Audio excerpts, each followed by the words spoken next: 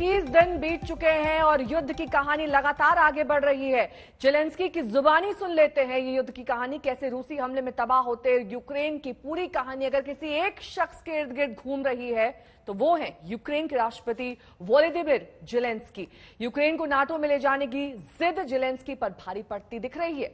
जंग के 21वें दिन तक हालात ये हैं कि जेलेंस्की अब खुद नाटो में जाने की जिद से पीछे हट गए।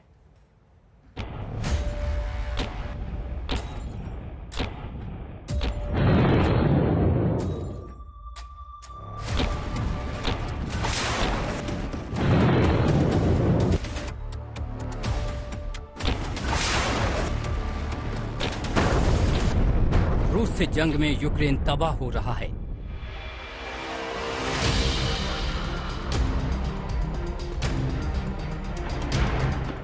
शहर दर शहर मटियामेट हो रहे हैं।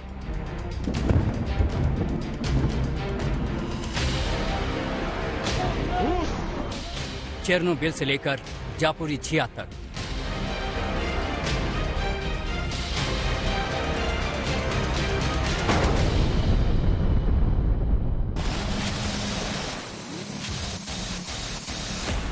खेरसन से लेकर मारियोपोल तक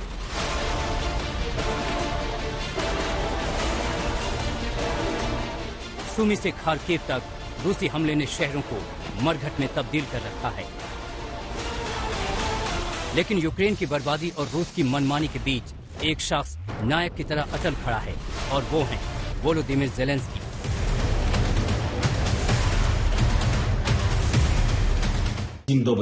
सभी को गुड इवनिंग। आज 14 फरवरी 2022 है। मैं और मेरी पत्नी एक खास जगह से इस वीडियो को रिकॉर्ड कर रहे हैं। इस वक्त सबको ये दिखाना जरूरी है। हम कहना चाहते हैं सबसे प्यार करें।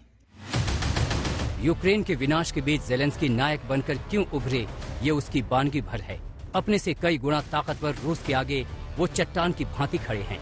रूसी मीडिया लगातार दावे कर रहा है और रूस से डर कर जेलेंस्की यूक्रेन छोड़ चुके हैं। लेकिन वीडियो दर वीडियो जारी कर वो न सिर्फ यूक्रेन में होने का दावा करते हैं बल्कि यूक्रेन की जनता को अपनी माटी के स्वाभिमान के लिए मर मिटने को प्रेरित भी करते हैं। जब रूस ने कथित रूप से 16 फरवरी को जंग की तारीख तय की थी तब उन्होंने ललकार लगाते हुए कहा था वो डरते नहीं हैं। Нас не лякають жодні прогнози. Нас не лякають жодні люди, жодні вороги. Нас не лякають будь-які дати, бо ми будемо себе захищати. І 16 лютого, і 17, і березень, і квітень, і вересень, і грудень, і день, і місяць неважливі. वोलोदिमीर जेलेंस्की ने सुपरस्टार कॉमेडियन से यूक्रेन के राष्ट्रपति पद का शानदार सफर तय किया है। उन्होंने ऐसे यूक्रेन का सपना देखा जो अपने पांव पर खड़ा हो, अपनी स्वतंत्र नीति हो, सुरक्षा के लिए किसी का मोहताज नहीं हो, रूस के प्रभाव से अलग हो। एक बड़ा तबका मानता है कि जेलेंस्की की यही नीति यूक्रेन पर रूसी हमले की वजह है। रूस का पड़ोसी होते हुए वो नेटो में शामिल होने की जिद पाले रहे।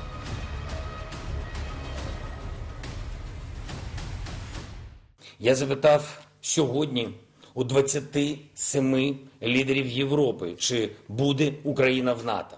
Запитав. Today I've asked 27 European leaders whether Ukraine will be in NATO. I've asked directly, everyone is afraid. No one answers. But we are not afraid. We are not afraid of anything. We are not afraid to defend our country. We are not afraid of Russia. We are not afraid of talking about neutrality. We are not NATO members at the moment. But what guarantees will we?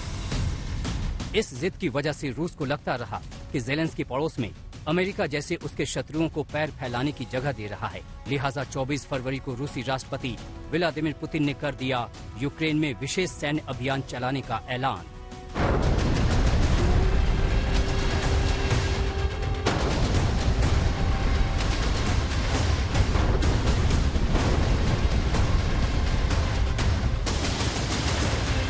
I've taken the decision to conduct a special military operation Its purpose is to protect people who have been subject to abuse and genocide by the Kiev regime for 8 years. And to do this, we will strive to demilitarize and denazify Ukraine, and also bring to justice those who have committed numerous bloody crimes against civilians, including citizens of the Russian Federation. दिन पर दिन जंग की आंच तेज होती गई। Ukraine की बर्बादी की तस्वीरें आती रहीं। जिन पश्चिमी देशों और यूरोपीय यूनियन के दम पर ज़ेलेंस्की ने पुतिन से पंगा ले लिया, वो सारे मित्र समर्थन की बात तो आज भी कर रहे हैं, लेकिन किसी ने युद्ध में उतरने की जहमत नहीं उठाई। चंद दिन बाद ही ज़ेलेंस्की को कहना पड़ा कि वो अकेले पड़ गए हैं। आज मैंने 27 यूरोपीय नेताओं से पूछा कि क्या यूक्रेन नाटो में शामिल होगा। मैंने सीधा सवाल पूछा, हर कोई डर गया, किसी ने जवाब नहीं दिया। लेकिन हम नहीं डरते, हम किसी से भी नहीं डरते। हम अपने देश की रक्षा करने से नहीं डरते, हम रूस से नहीं डरते, हम निष्पक्ष बात करने से नहीं डरते। अभी हम नाटो के सदस्य नहीं हैं, लेकिन हमें क्या गारंटी मिलेगी। ज़ेलेंस्की ने जिस तरीके से इस युद्ध को शुरुआत में एक अलग तरीके से लिया, उन्हें लगा कि शायद पूरी दुनिया सामने आ जाएगी, लेकिन कोई आया नहीं। युद्ध आप किसी दूसरे के बूते, किसी दूसरे के भरोसे पे नहीं लड़ते हैं। ये इस एक युद्ध ने समूची दुनिया के हर एक देश को बता दिया है, जो दूसरे देशों के उकसाने पर जाकर कोई कदम तो उठा लेता है, लेकिन उसके आगे फिर कुछ कर नहीं पाता। कितने सारे लोग, लाखों लोग विस्थापित हो गए, यहाँ से राजधानी को छोड़कर गए। खार्किव, पूरा जो समूचा पूर्वी हिस्सा देख लीजिए यूक्रेन का, वो सारे के सारे पलायन करने पर मजबूर हुए। या तो पश्चिम की ओर यूक्रेन के रहे, या फिर अपने देश की सरहदें छोड़ने पर मजबूर हो गए, और आज भी गोलाबारी की जद में है। उनके घर नष्ट हो रहे हैं, कितने स्कूल यहाँ पर नष्ट हो रहे हैं, अस्पतालों पर प्रहार हो रहा है। तो वो सारी चीजें, रूस के ऊपर अगर एक उंगली उठती है तो चंद उंगलियां यूक्रेन के नेतृत्व पर भी उठ जाती हैं। यूक्रेन मिट्टी में मिल रहा था, उसका शौर्य चूर हो रहा था। सीना ताने खड़ी आलीशान इमारतें जमींदोज हो रही थी। भोले भाले नागरिक अपना देश छोड़ हंगरी से लेकर पोलैंड बॉर्डर तक परेशान हाल थे। कोई मासूम बच्चा अपने पिता से बिछड़ रहा था, तो किसी का परिवार ही गुम हो चुका था।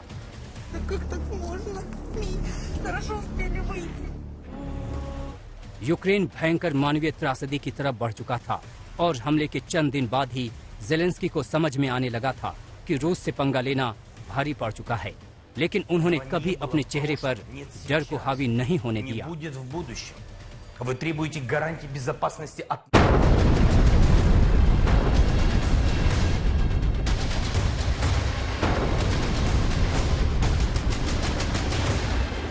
ज़ेलेंस्की की जिजी विशा रूस को फूंक फूंक कर कदम रखने को मजबूर करती रही। जिस कीव को रूस ने चंद घंटों में फतह करने का प्लान बनाया था, वो कीव 21वें दिन भी रूसी कब्जे में नहीं आ पाया है। लेकिन जंग के इतने दिनों में ज़ेलेंस्की को समझ में आ गया कि यूक्रेन को बचाना है तो उन्हें बीच का रास्ता पकड़ना होगा। यही वजह है कि नेटो में जाने की जिद पालने वाले ज़ेलेंस्की अब नेटो से तौबा करने को तैयार हैं। ज़ेलेंस्की ने सख्त रुख को नरम कर लिया है, लेकिन अभी भी रूस और यूक्रेन में बात नहीं बन पाई है। जंग के 21वें दिन भी यूक्रेन से तबाही की तस्वीरों का आना जारी है। कीव से राजेश पवार के साथ श्वेता सिंह और गौरव सावंत, लवीव, आज तक।